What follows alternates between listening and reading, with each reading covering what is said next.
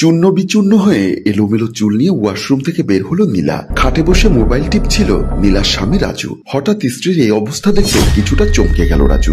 স্ত্রীকে জিজ্ঞাসা করলো, কি ব্যাপার, তোমাকে এমন দেখাচ্ছ কেন, কিছু হয়েছে নাকি? নীলা শুধু চোখ বড় বড় করে তাকিয়ে থাকলো রাজুর দিকে। তা দেখে রাজু মনে মনে ভাবলো, কি ব্যাপার, নীলাকে হঠাৎ এমন দেখাচ্ছে কেন, ওকে তো কখনো এমন দেখায়নি। এদিকে রাজু ভাবছে, আর অন্যদিকে নীলা এসে রাজুর পাশে শুয়ে পড়লো। রাজু ভাবলো তার হয়তো পিরিয়ড হয়েছে, তাই সে এমন করছে। সেও কিছু না বলে ঘুমিয়ে পড়ল।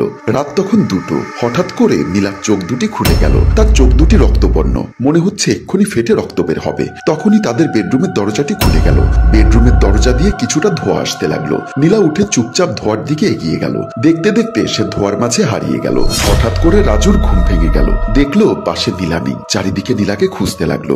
বাথরুমে দেখলো, সেখানেও নেই। বেলকনিতে দেখলো, সেখানেও নেই। তাই সে নীলাকে খুঁজতে রুম থেকে বের হয়ে গেল। সিঁড়ি বেয়ে উপরে উঠছে নীলা। উপরে উঠে দেখলো তার সামনে 4টি খোলা দরজা। প্রত্যেকটা দরজার মুখে সাদা কাপড় পরিহিত এক একটি করে আত্মা দাঁড়িয়ে আছে। শুধু একটি দরজার সামনে কোনো আত্মা ছিল না। নীলা সে দরজা দিয়ে ভেতরে প্রবেশ করলো। বাকি আত্মাগুলো এক এক করে নীলার পেছনে পেছনে সেই রুমে প্রবেশ করলো। নীলাকে খুঁজতে খুঁজতে রাজু সিঁড়ি দিয়ে উপরে উঠছে। সেই খোলা দরজার সামনে এসে রাজুর পা আটকে গেল।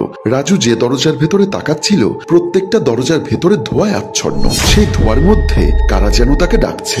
ভয়ে রাজুর হাত পা কাঁপছে, তার গলা শুকিয়ে কাঠ হয়ে গেছে। রাজু সেখান থেকে পালিয়ে অন্য রুমে প্রবেশ করলো। সেখানে 2টো বাচ্চা জিন তার দিকে হাত বাড়িয়ে দাঁড়িয়ে আছে। সে ভয়ে সেখান থেকেও পালিয়ে গেল। অন্য রুমে গিয়ে দেখলো নীলা মাটিতে শুয়ে আছে। 3টি আত্মা তাকে ঘিরে বসে আছে। তারা কি জানি মন্ত্র পড়ছে। নীলা কষ্টে যন্ত্রণায় ছটফট করছে। রাজুর ভেতরে যেন প্রাণ নেই। রাজু ভয় চিৎকার দিয়ে বেহুশ হয়ে তার স্ত্রীর পাশে লুটিয়ে পড়ল। পরদিন সকালে চোখ মেলে দেখলো রাজু ও নীলা বিছানায় শুয়ে আছে। নীলার দিকে তাকাতেই চোখ পড়ল নীলার চুলগুলো এলোমেলো, চোখের চারিপাশ কালো হয়ে আছে, মাথায় একটি লাল টিপ। রাজু ভয় পেয়ে রুম থেকে বের হয়ে গেল। বাইরে এসে তার পরিচিত সোনাবদ্যকে কল করলো। সোনাবদ্য কুণ্ডুলে বসে ধ্যান করছিল আর মন্ত্র পড়ে সামনে থাকা আপনার মাঝে কি যেন ছুঁড়ে মারছিল। তখনই তার চেলা মগা এসে বলল, গুরুজি, এতদিন ধরে আপনি যে আত্মার দলকে খুঁজছিলেন তার খোঁজ পাওয়া গেছে।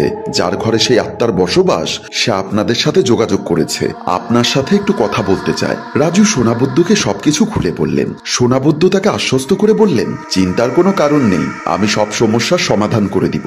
আমি এক্ষুনি আসছি, আপনি প্রস্তুত থাকুন। এই বলে ফোন কেটে দিল। কল কেটে যেই না পেছনে ফিরল, দেখলো নীলা দাঁড়িয়ে আছে। রাজুকে জিজ্ঞাসা করলো, কি হলো, তুমি এত সকাল সকাল উঠে পড়লে যে, কিছু খেয়েছো?